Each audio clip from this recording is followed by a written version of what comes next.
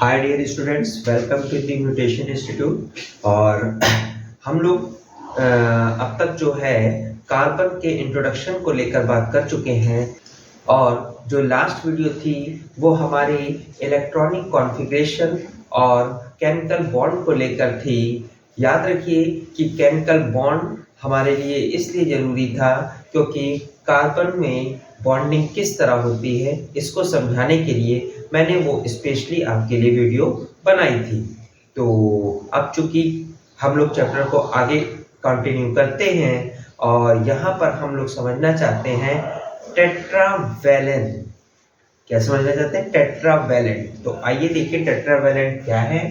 देखिए carbon is tetravalent. तो सबसे पहले इसके बारे में जान लें, फिर हम लोग आगे बात करते हैं। A carbon atom has 4 electron in its outermost shell। तो कार्बन का जो एटॉमिक नंबर होता है वो होता है 6 और 6 होने की वजह से इसके आउटर मोस्ट सेल में जो नंबर ऑफ इलेक्ट्रॉन होते हैं वो होते हैं 4। One carbon atom requires 4 electron to achieve the 8 electron inert gas structure. Therefore, the valency of carbon is 4। यहाँ पर इस बात को कहने का मतलब यहाँ पर ये है कि इस कार्बन को अपने आप को कंप्लीट करने के लिए यानी ऑक्टेट रूल को कंप्लीट करने के लिए यानी अपने आप को स्टेबल करने के लिए कितने इलेक्ट्रॉन की रिक्वायरमेंट है? 4। क्यों? क्योंकि आउटर मोस्ट सेल में नंबर ऑफ इलेक्ट्रॉन कितने होने चाहिए? 8। इसके पास आउटर मोस्ट सेल में कितने इलेक्ट्रॉन है? 4 इलेक्ट्रॉन है ना। तो इसको 4 इलेक्ट्रॉन्स की और रिक्वायरमेंट है, तभी इसके आउटर मोस्ट सेल में 8 इलेक्ट्रॉन हो पाएंगे। तो याद रखिएगा कि वैलेंसी एक टर्म है यहाँ पर। तो वैलेंसी के लिए वीडियो मैं फिर से प्रोवाइड करा दूंगा, लेकिन अभी जनरली समझ लेते हैं कि वैलेंसी क्या है। ऑक्टेट रूल यानी किसी भी एटम को अपने आप को स्टेबल करने के लिए जितने इलेक्ट्रॉन की शेयरिंग होती है या वो अपने आप को कंप्लीट करने के लिए स्टेबल करने के लिए यानी ऑक्टेट रूल को कंप्लीट करने के लिए या कह सकते हैं कि इनर्ट गैस इलेक्ट्रॉनिक स्ट्रक्चर पाने के लिए जितने भी इलेक्ट्रॉनों को डोनेट या एक्सेप्ट करता है वो हमारा क्या कहलाता है? वैलेंसी कहलाता है। तो ध्यान दीजिए कि वैलेंसी जो टर्म यूज हो रहा है वो अपने आप को कंप्लीट करने के लिए हो रहा है। इट मींस अपने आप को स्टेबल करने के लिए जितने इलेक्ट्रॉनों की रिक्वायरमेंट होती है वो हमारी क्या कहलाती है? वैलेंसी। तो आइए यही बात बताई है कि 1 carbon atom requires 4 electron to achieve 8 electron inert gas structure। यानी एक कार्बन के एटम को 4 इलेक्ट्रॉन की जरूरत होती है। किस लिए? अचीव द 8 इलेक्ट्रॉन यानी 8 इलेक्ट्रॉन बढ़ाने के लिए। क्यों? क्योंकि इनर्ट गैस स्ट्रक्चर उसे पाना है। ठीक है। Therefore the valency of carbon is 4 और इसीलिए इस कार्बन की जो वैलेंसी होती है वो 4 होती है। तो देखिए यहाँ पर 4 दैट इज टेट्रावैलेंट। इसी को टेट्रावैलेंट कहते हैं। याद रखिए, देखिए यहाँ पे मैंने बताया भी है टेट्रा इज इक्वल टू 4 यानी टेट्रा का जो मतलब ही है वो क्या है? 4 और वैलेंट का मतलब वैलेंसी यानी इसको अपने आप को कंप्लीट करने के लिए 4 इलेक्ट्रॉन चाहिए थे, इसीलिए इसकी वैलेंसी हो गई 4। ठीक है। तो टेट्रावैलेंट वर्ड यहां से आ रहा है। ठीक। आगे देखिए self combination. Self combination carbon की एक ऐसी स्पेशल प्रॉपर्टी होती है कि कार्बन जो है वो एक दूसरे कार्बन के साथ जुड़ता है, बॉन्ड बना लेता है। ये लगातार बॉन्ड बनाते जाते हैं कार्बन के साथ और क्या करते हैं? एक लंबी सी चेन बना लेते हैं। तो ये भी एक स्पेशल प्रॉपर्टी होती है कार्बन के अंदर कि कार्बन अगले कार्बन के साथ बॉन्ड बनाकर फिर वो अगले कार्बन के साथ बॉन्ड बनाकर एक लंबी सी चेन बना लेते हैं, जैसे लाइक अभी आपको समझ में आएगा। चलिए देखिए तो कार्बन किस तरीके सेल्फ कॉम्बिनेशन करता है, आइए देखते हैं। यहाँ पे मैं दिखाने की कोशिश कर रहा हूँ, जैसे एक कार्बन है उसकी वैलेंसी 4 है, तो हमने वैलेंसी को कुछ इस तरीके दिखाया है। अच्छा, अगले कार्बन के साथ उसकी वैलेंसी 4, चूंकि शेयरिंग होती है तो इस तरीके, फिर नेक्स्ट कार्बन ये, फिर नेक्स्ट कार्बन ये, फिर नेक्स्ट कार्बन ये, और ऐसे करके ये क्या होगा, अपनी चेन को लंबी बना सकता है। तो देखिए इस तरीके इस कार्बन ने क्या कर दिया, कार्बन एक कार्बन दूसरे कार्बन के साथ, दूसरा कार्बन तीसरे कार्बन के साथ क्या कर सकता है, जुड़ सकता है, बॉन्डिंग कर सकता है, रिलेशन बना सकता है, लेकिन शेयरिंग के थ्रू।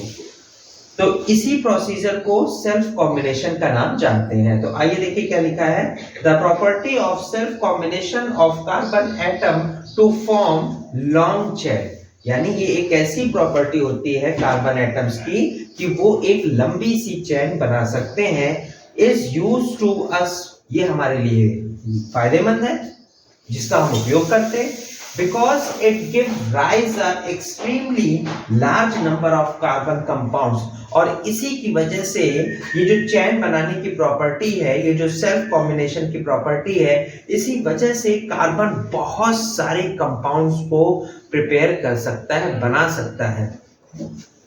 तो कार्बन कंपाउंड्स यानी ऑर्गेनिक कंपाउंड्स ऑलरेडी मैंने पहले ही बताया हुआ है। अच्छा ध्यान दीजिए कि this property is also known as catenation, और इस लंबी सी चेन बनाने की प्रॉपर्टी को एक और नाम से जाना जाता है, जिसे हम लोग कैटेनेशन के नाम से जानते हैं। तो चलिए आगे देखते हैं क्या है अगला हमारा टॉपिक। तो अगला टॉपिक है हमारा अकरेंस ऑफ कार्बन, यानी कार्बन हमें कैसे मिल सकता है। Carbon occurs in nature in free state as well as combined state। तो कार्बन हमें नेचर में फ्री स्टेट में भी मिल सकता है और कंबाइंड स्टेट में। फ्री स्टेट मतलब किसी के साथ जुड़कर ना रहना, कंबाइंड स्टेट यानी बहुत सारे अलग एलिमेंट कार्बन के साथ अटैच्ड होंगे। तो आइए देखते हैं, यहाँ पर अगर फ्री स्टेट के बारे में बात करें तो डायमंड इसका एग्जांपल है, ग्रेफाइट इसका एग्जांपल है, रिसेंटली डिस्कवर्ड हुआ हमारा एक कंपाउंड है बकमिस्टर फ्लोरीन, ठीक है ना।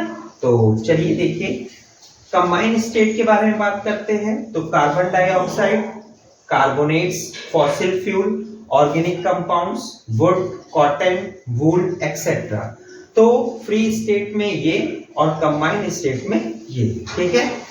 आइए अब हम देखेंगे allotropes of carbon. The various physical form in which an element can exist are called allotropes of element. तो अगर कोई एलिमेंट है और वो अलग अलग फिजिकली फॉर्म में पाया जा रहा है, एलिमेंट हमारा एक ही है और वो अलग अलग फिजिकल फॉर्म में पाया जा रहा है, तो वो क्या कहलाएगा, एलोट्रॉप्स ऑफ एलिमेंट, यानी उस एलिमेंट का एलोट्रॉप्स होगा, ठीक है। अगर हम यहाँ पे कार्बन के एलोट्रॉप्स की बात करें तो एलोट्रॉप्स ऑफ कार्बन क्या होगा, डायमंड, ग्रेफाइट, बकमिस्टर फ्लोरीन। तो ये हमें तीनों के बारे में एक एक करके पढ़ना है, ठीक है। तो एलोट्रॉप्स के बारे में पता चल गया होगा कि किसी भी एलिमेंट का जो वेरियस फिजिकली फॉर्म होगा, यानी फिजिकली फॉर्म में वो डिफरेंट रूप में पाए जाएंगे, वो हमारे एलोट्रॉप्स होते हैं। तो चलिए अब हम लोग देखते हैं कि डायमंड के बारे में एक एक करके समझेंगे। पहले डायमंड, फिर हम लोग ग्रेफाइट, फिर देन बकमिस्टर फ्लोरीन के बारे में। तो चलिए आइए डायमंड के बारे में जानते हैं। आइए अब हम लोग डायमंड के बारे में जानते हैं। तो चलिए, diamond is a colourless transparent substance, यानी ये कैसा होता है, कलरलेस होता है, साथ साथ में ट्रांसपेरेंट। ट्रांसपेरेंट वो जिसके आर पार हम लोग देख सकते हैं। हैविंग एक्स्ट्रा ऑर्डिनरी ब्रिलियंस, यानी बहुत ज्यादा इसके अंदर ब्रिलियंस होती है, यानी चमक होती है। हम ऐसा कह सकते हैं, ब्रिलियंस का मतलब है चमक, चमक, बहुत ज्यादा चमकता है डायमंड। इसलिए देखते हैं कि इसकी कॉस्ट भी बहुत ज्यादा हैवी होती है, बहुत ज्यादा महंगा होता है ये। Diamond is quite heavy and extremely hard substance. ये कैसा होता है, थोड़ा सा भारी होता है और हार्ड होता है, बहुत मजबूत होता है। Diamond does not conduct electricity, diamond कभी भी इलेक्ट्रिसिटी को कंडक्ट नहीं कर सकता, यानी उसके अंदर से इलेक्ट्रिसिटी कभी भी फ्लो नहीं हो सकती है। इसका रीजन ये है कि डायमंड के अंदर नंबर ऑफ फ्री इलेक्ट्रॉन्स नहीं होते हैं। किसी भी सब्सटेंस में अगर इलेक्ट्रिसिटी को कंडक्ट कराना है तो उसमें नंबर ऑफ फ्री इलेक्ट्रॉन्स होने चाहिए, जबकि इसके डायमंड में यानी किसी भी तरीके का फ्री इलेक्ट्रॉन नहीं होता है। ठीक है, चलिए आइए। Diamond burns on strong heating to form carbon dioxide gas. तो डायमंड्स को अगर हम लोग बर्न करते हैं, जलाते हैं, यानी हीट करते हैं, तो वो क्या होगा, कार्बन डाइऑक्साइड गैस बना देगा। If we burn diamond in oxygen, then only carbon dioxide gas is formed and nothing is left behind। यानी अगर इसे ऑक्सीजन की प्रेजेंस में अगर इसको बर्न करें तो क्या बनाएगा, कार्बन डाइऑक्साइड गैस, और कुछ भी आपको बचा नहीं रह जाएगा। यानी आपने देखा होगा किसी भी चीज को जलाते हैं तो कहीं ना कहीं उस सब्सटेंस की ऐश बच जाती है, यानी राख बच जाती है, लेकिन जब भी डायमंड को जलाएंगे तो केवल और केवल कार्बन डाइऑक्साइड गैस प्रोड्यूस होगी, किसी भी तरीके का अदर सब्सटेंस हमको नहीं मिलेगा, यहां तक कि ऐश भी नहीं मिलेगी। ऐश इट मींस राख। Symbol of diamond is C, यानी जिस तरह कार्बन का सिंबल सी से रिप्रेजेंट किया जाता है, उसी तरीके डायमंड का भी सिंबल सी से ही होता है। The melting point of diamond is very high, being more than 3500 degree centigrade, यानी 3500 डिग्री सेंटीग्रेड। कहीं कहीं पे कुछ एक्स्ट्रा भी मौजूद है, कुछ और भी वैल्यू दी गई हैं, जैसे मैंने यहाँ पे एक और वैल्यू ली हुई है 3930, यानी 3930 डिग्री सेंटीग्रेड। तो कहीं पे किसी बुक में मुझे ये मिला, किसी में ये मिला, तो अलग अलग बुकों में था, तो मैंने इसलिए दोनों डेटा प्रोवाइड कराया है जिससे आप तक बात पहुंचे सही से। ओवरऑल कहने का इजी मतलब ये है कि इसका जो मेल्टिंग पॉइंट होता है वो बहुत ज्यादा हाई होता है, क्योंकि जाहिर सी बात है यहाँ देखिए अबव द 3000 है, यानी सोचिए कि कितना ज्यादा होगा, 3000 हीट करने पर ये मेल्ट होगा। आइए हम लोग यहाँ पर इसके कुछ यूजेस भी देख लें। तो यूजेस में देखेंगे मेकिंग, कटिंग और ड्रिलिंग टूल, यानी इनसे टूल्स बनाए जाते हैं जो किसी भी हार्ड ऑब्जेक्ट को कट करने के लिए या ड्रिल करने के लिए इसका यूज किया जाता है। तो इसीलिए मैंने ये बताया है कि कटिंग और ड्रिलिंग टूल इससे बनाए जाते हैं। Used in making jewellery, used by eye surgeon as tool. जो आंखों के डॉक्टर होते हैं, जो आंखों का ऑपरेशन करते हैं, उन्हें आई सर्जन कहते हैं, और ये इनके जो टूल्स होते हैं जिनसे वो आंखों का ऑपरेशन करते हैं, उनके कुछ टूल्स में डायमंड का भी यूज होता है। तो कुछ इस तरीके डायमंड्स के बारे में हम लोगों ने बहुत सारी चीजों को जाना। अब हम लोग डायमंड के स्ट्रक्चर को लेकर बात करेंगे, तो चलिए आइए देखते हैं डायमंड के स्ट्रक्चर को लेकर। तो स्ट्रक्चर ऑफ डायमंड समझना चाहते हैं तो स्क्रीन पे आपको डायमंड का स्ट्रक्चर शो हो रहा होगा, और इसी स्ट्रक्चर को हम यहाँ पर जनरली एज अ थ्योरी भी हल्का फुल्का देखेंगे। तो स्ट्रक्चर देखते रहिए और साथ साथ में मेरे साथ थ्योरी का भी मजा लीजिए। तो आइए, the diamond crystal is therefore made up of carbon atoms, यानी जो डायमंड का क्रिस्टल होता है वो किससे बना होता है, वो बना होता है कार्बन एटम्स से, which are powerfully bonded to one another by a network of carbon bonds। ये जो होते हैं ये बहुत मजबूत कोवैलेंट बॉन्ड के साथ जुड़े जाते हैं और एक बहुत बड़ा नेटवर्क बनाते हैं। तो इसमें कार्बन कार्बन के साथ जुड़ता जाता है और एक बहुत बड़ा नेटवर्क बनाता है, लेकिन याद रखिए कि कार्बन जो होगा वो कोवैलेंट बॉन्ड के साथ ही जुड़ा होगा। Due to this diamond structure is very rigid, और इसी की वजह से डायमंड का स्ट्रक्चर जो होता है वो बहुत ही रिजिड होता है, बहुत ही मजबूत होता है। और जैसा कि स्ट्रक्चर में आपको दिख रहा होगा तो कुछ इस तरीके का डायमंड का स्ट्रक्चर होता है। तो चलिए आप देख लीजिए डायमंड का स्ट्रक्चर, और फिर हम लोग अपनी जनरल बातों को लेकर बात करेंगे। तो ऐसा है कि एक्चुअली सबसे पहले मैं ये आप लोगों से जानना चाहूँगा कि जो लास्ट वीडियो थी वो आपको मेरी कैसी लगी, electronic configuration and chemical bonding, comment जरूर करिएगा। और साथ में मेरी दूसरी वीडियोस भी कैसी लग रही हैं उनको भी जरूर बताइएगा, और अपना लाइक के साथ इस वीडियो को या बाकी की वीडियो को भी प्यार देते रहिए। तो चलिए चैनल को लाइक, कमेंट, शेयर और सब्सक्राइब करना ना भूलें।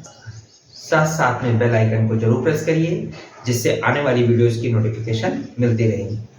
और मैं चाहता हूं कि आप इसी तरीके अपने प्यार को बरकरार रखें और मुझे ढेर सारा लाइक और कमेंट जरूर करिए जिससे आपका सपोर्ट मेरे लिए बना रहे। तो चलिए ओके, बाय बाय, मिलते हैं हम लोग इसके आगे ग्रेफाइट को लेकर, ठीक है? तो चलते हैं।